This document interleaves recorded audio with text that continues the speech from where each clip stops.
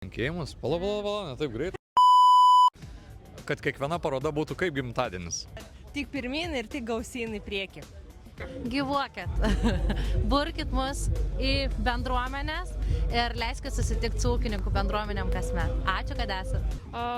Augti, didėti, plėstis, kuo daugiau pritraukti atstovų ir, žinoma, kuo daugiau pritraukti ūkininkų. 30, dar 30 metų plus 50 metų. Gerai, tai linkiu, ką pasėsi parodai dar tiek pat ir dar plus 100 metų, kad gyvuotų, kad augtų ir tiek suburtų tiek žmonių, kiek dabar suburė. Aš palinkėčiau tik augti ir žydėti.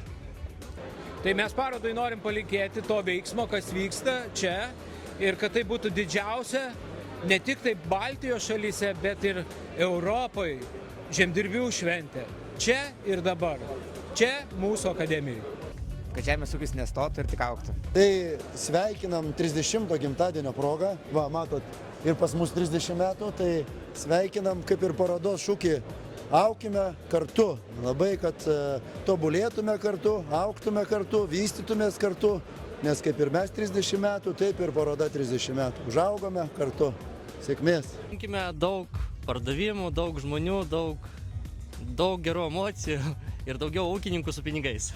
Sveikinu parodos kaip ir organizatorius, kurie švenčia šiuo metu 30 metų jubiliejų. Valio! Jaunystės energijos, brandaus požiūrio ir pagarbos žemės ūkiui. Sveiki, linkiu, kad jubiliejinė ką pasėsi paroda būtų visiems džiaugsminga ir laiminga. Linkim visiems ūkininkų, kad būtų metai kuo geresni, derliai kuo geresni ir važiuotų su nauja žalia technika. Palinkėt, visų pirma, kad technika tarnautų ilgai ir, kaip sakyt, būtų derlius. Kad daugiau būtų aikštelėje vietos parkuotis klientam. Tiesiog linkiu gražių dienų, gero oro, kad būtų kuo daugiau žmonių ir daugiau džiaugsmo.